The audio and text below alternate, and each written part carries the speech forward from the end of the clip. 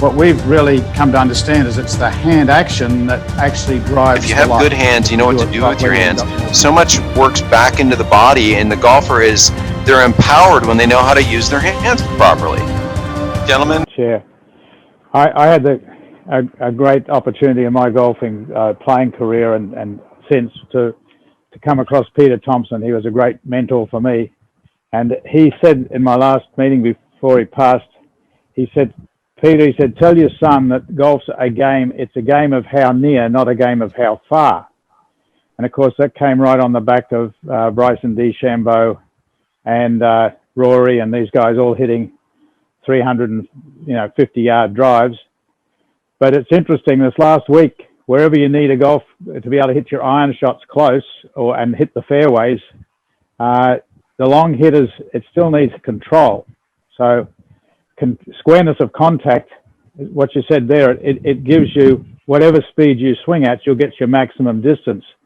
So then get squareness to hit first, and then once you've got an ability to do that, then work on techniques that'll increase your speed.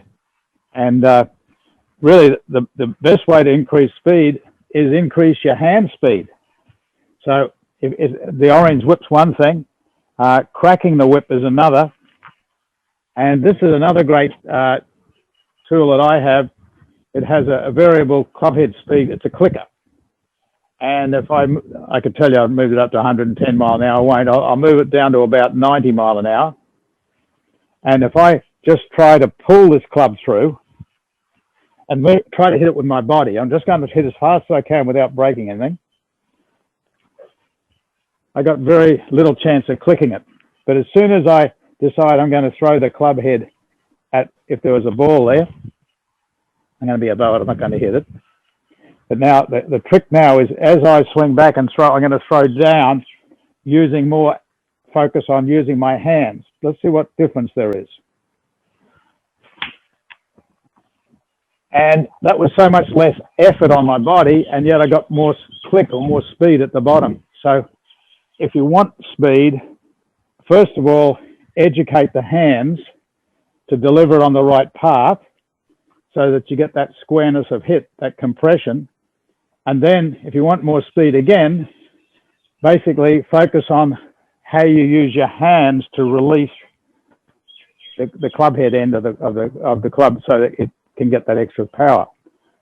So jumping in on that for you is when Ben Doyle was for those of you who don't know, he was the first authorized instructor of the golf machine.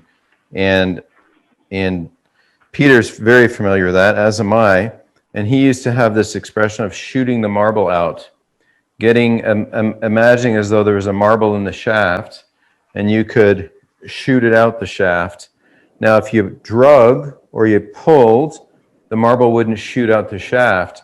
But if you had a marble, say it was just somewhere in your grip, and how would you get that marble to shoot out the shaft? You can see there's a reciprocating event that centers you. It's not something where we're dragging and slowing down what's happening in the club head. So Peter's got a training device that has some kind of a click associated with enough force.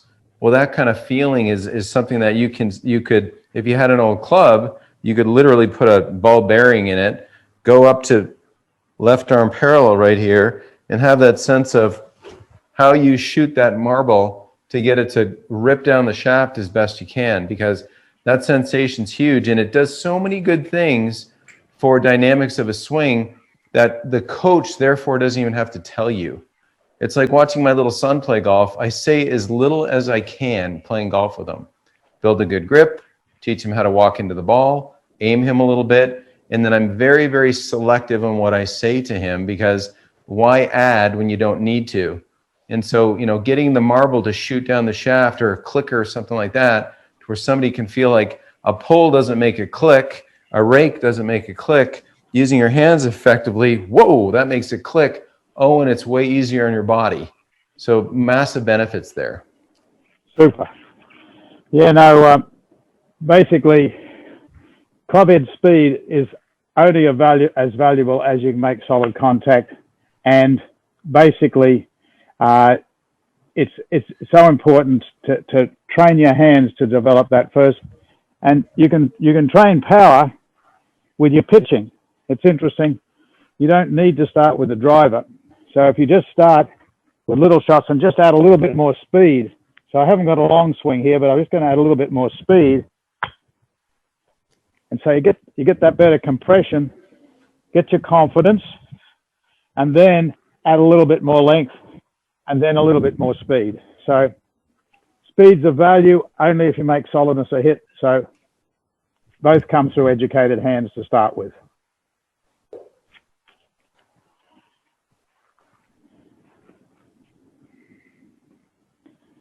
Okay, Great. which leads us into truth number 8, the cause of ground force. And the ground force is a response to the hand force in the golf swing. So explain a little bit about what causes ground force, Guy. Yeah, no, I love this one. I mean, so many people are getting wrapped up in ground force reaction. And there's some merits to getting with a coach that understands this stuff. But I'll tell you, so much of it, like I said, if we just were to say, okay, what was Peter just doing a moment ago? He had a shaft, and I used the example of a ball bearing in the shaft, and how do I get that ball bearing out? Well, to get that ball bearing out, you know, there's a response you'd make to get that to shoot out. And that response is so natural once we understand what our goals are. A lot of people are trying to drag, and then there's really no force. So my point is, you all use ground forces. We use a ground force every time I take a step. If I was throwing a ball, I'd be using a ground force. I'd be using rotational, linear, vertical, all kinds of forces, actually. So when you have educated hands and your intent is correct, you'll get the most force you can out of the ground. I mean, you know, I'm using 182 pounds of ground force right now. All right. And so if I did this, if I lower myself really quickly, briefly, the world didn't know I was there. Okay. And as soon as and you may be able to hear this, as I lower myself quickly, in that blink of an eye, I've disappeared from the earth until my feet touch the ground again.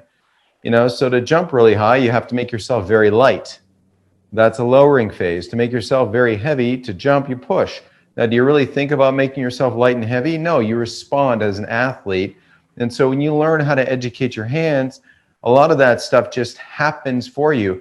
And the better and harder you use these, the more response you naturally will use. Now, there's some great products out there these days that will show you, in fact, you know, where you are relative to your weight and your feet and your toes and your heels. And I don't take away any from those, because I have them and I use them. Because what people come to us, Peter and I, and they've literally taught themselves how to get too left too fast, or they've, you know, done something where they stay back too long, or who knows what it is.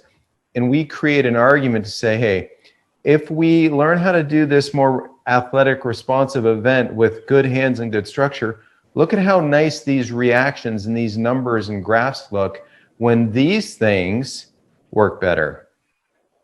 Yes, sir. Yeah, it's the action-reaction. There's a definite link between hands and feet, okay?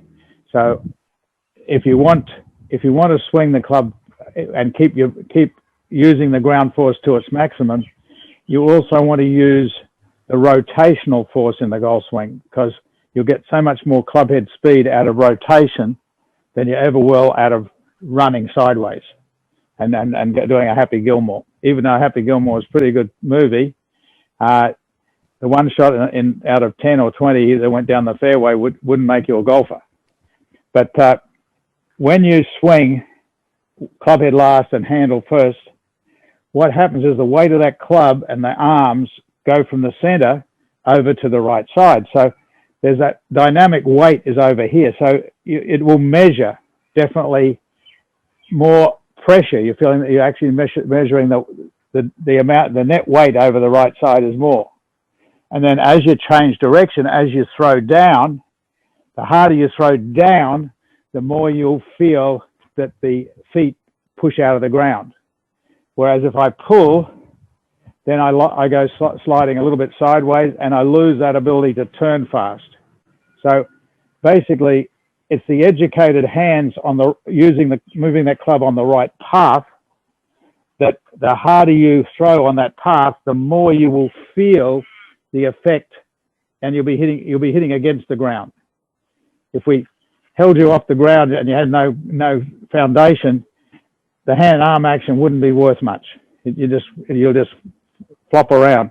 So you do need to be in balance. You need to have heavy feet. And a lot of people, they say to me, well, how do I get those heavy feet? How do I feel that? Well, I say, well, feel the weight behind your big toe. You'll find there's a pressure point just behind your big toe. Just behind your little toe is another one.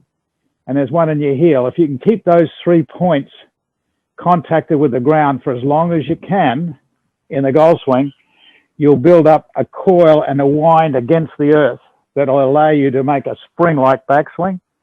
And from that coiled backswing, as you throw down, the weight of that club pushing against it, you'll feel the ground also, you will push against the ground. And so the combination of throwing down, you see, Bubba Watson, Davis Love, Laura Davies, John Daly, Rory McIlroy, especially Bryson DeChambeau now, Tiger Woods, at the moment of impact says, well, how they're up on their toes. That's all a reaction. It's not they're not trying to do that.